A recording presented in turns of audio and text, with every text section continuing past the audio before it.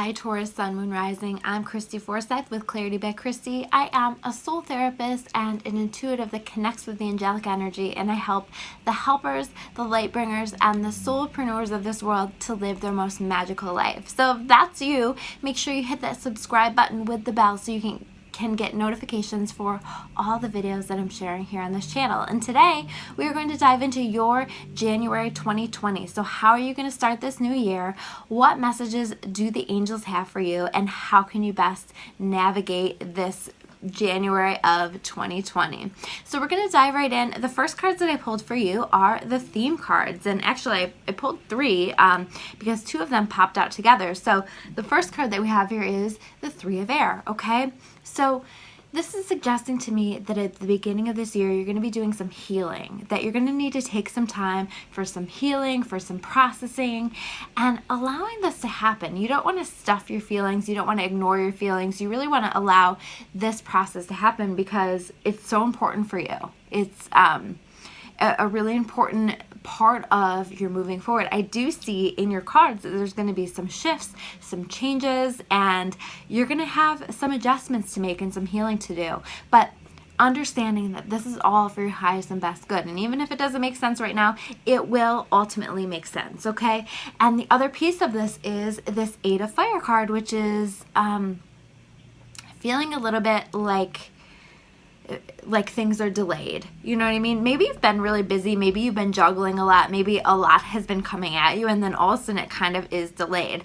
This pause that is happening for you is very, very necessary. And if you do have a lot coming your way, maybe people are trying to demand a lot from you, trying to ask from you a lot from you. That can also be this Eight of Fire card. It's going to be really important for you to set some boundaries so that you can take some quiet time, so that you can balance yourself out, so that you can take some time out to listen to that intuitive voice and to do some healing, and you know what, to cry, to feel your feelings, to let yourself process these changes, the shifting that's happening for you, and all of that. So allowing that to happen for you. And meanwhile, we have the Liberator card reversed. Okay, so this is still a theme card for you.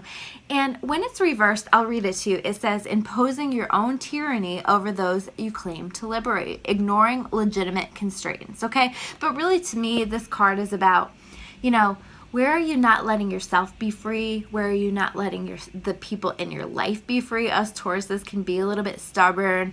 Sometimes we like things to be our way, but where are you holding back other people's freedom? Where are you holding back, what's best for other people? And really taking some time to reflect on that and to let yourself have the answers, because we do not want to influence and impact negatively other people's path or try to control people.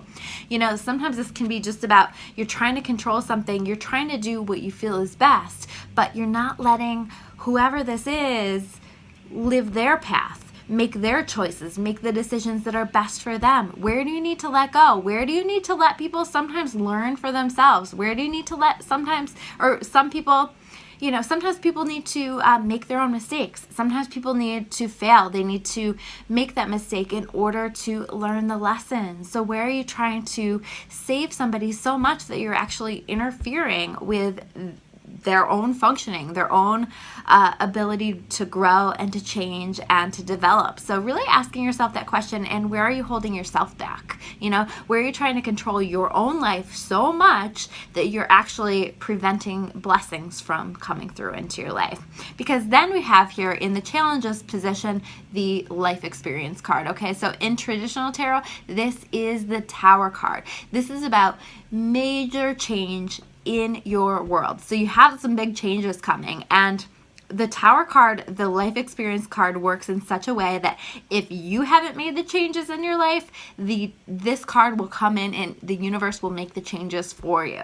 So you might have been fighting some changes that you know that you needed to make, and so the universe is going to step and make them for you. There's no need to freak out. There's no need to be nervous, because this all is happening for your highest and best good. And it's all going to happen in the way that's for your highest and best good. So understand that even if it feels like so much has changed, so much has shifted, well, it could even just be in the way that you view the world, in your mindset, in patterns, anything that needs to be released.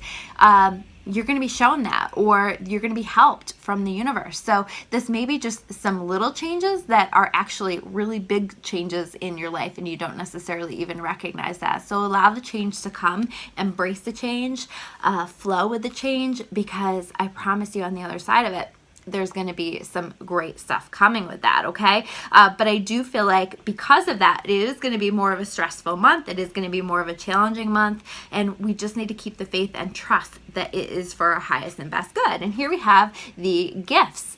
In the gifts section, what are the gifts that will happen for us, okay? And we have the 9 of Fire, which is all about, it says, don't give up. Protect that which you have created. Have courage and believe in yourself. And I feel like through this process of everything that we're going to be going through in this month, we are going to find our courage. We are going to find our truth. We are going to find ourselves standing strong in our truth, feeling confident, finding a way to believe in ourselves. And it might come through conflict that we're like, you know what? No, I'm not going to tolerate this anymore. I'm not going to do this anymore. And we're going to find some real strength within us that we didn't know that we had, that is meant to help us to level up in our life and to move forward into some really incredible things. Now here we have the lessons, okay? So this card is in the lessons category for you, and it is the 2 of Earth, okay? So you're going to be shown that you need to be more playful, that you need to have more fun. And it's almost like you might even be forced into it a little bit, unexpected fun, you know, but the universe is trying to show you that you need to be more childlike, that you need to have more fun. This can also be a message of finding some balance with your money, not spending too much, not holding on to your money too tightly, finding a nice balance, creating a solid foundation, building upon it, you know, because I do see abundance moving forward. And so making good choices in regard to money, making sensible choices in regard to money, but also not holding on to that money so tightly that you are creating, you're preventing that flow of abundance into your life. 2 sometimes can be about too much going on at once also. So again, this is about making sure that you're balancing that out, that you're not overwhelming yourself, that you are taking extra good care of yourself this month as we're going through. Then we have the advice card, okay? So this is the advice from the angels, and the angels want you to understand with this 5 of Air that you may be aware of a choice that you have made that wasn't for the best. And usually with this energy, it's like you intuitively knew, you intuitively had an understanding of things, but you did it anyway. You know, how many times do we talk ourselves out of our own intuitive truth, right? And this is oftentimes one of those situations where you look back and you're like, I really knew that. I knew it was going to be the case. I knew I couldn't trust that person. I knew I couldn't trust that opportunity. I knew that person didn't have the best motives. I knew that this wasn't going to work out. And you had a feeling about, oftentimes this is about a person, but it doesn't necessarily have to be. So if there's somebody that you're like, you know, I don't know, I just feel like I can't trust them, I feel like they're being dishonest with me, listen to that voice.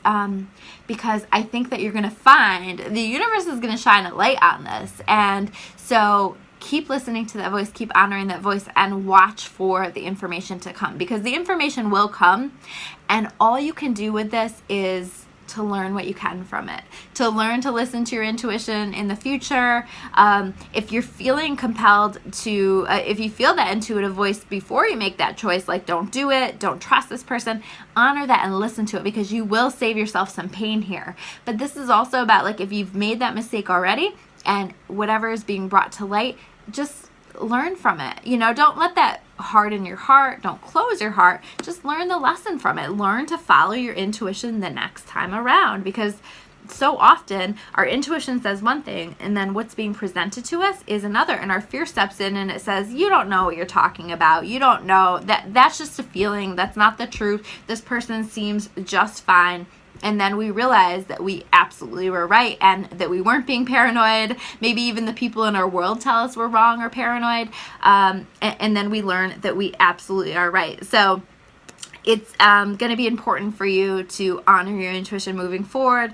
Learn what you can. Don't dwell on it too much. Don't get stuck in the energy of feeling bad for yourself or the kind of a woe is me energy. You know, let it go. Learn what you can and let it go.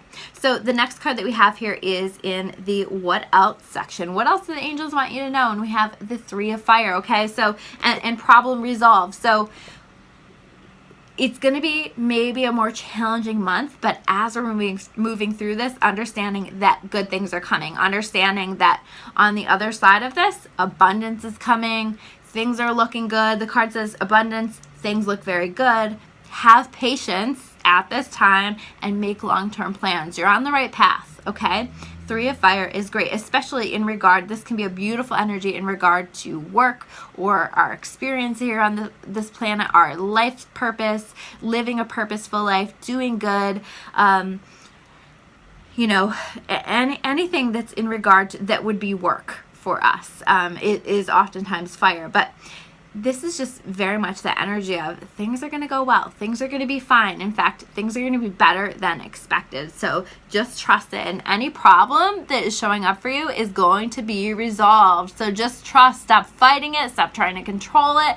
Stop worrying so much about it. And just trust that God, the universe, whatever you call that, will catch you. You're going to be fine. It's going to be okay. So we just need to trust that, okay? I'm Christy Forsyth with Clarity by Christy. If you want to learn more about me or about clarity, you can check me out at discoveryourawakening.com. If you guys didn't hit that subscribe button, hit that subscribe button with the notification bell so that you can get notifications for all the videos that I'm sharing here on this channel.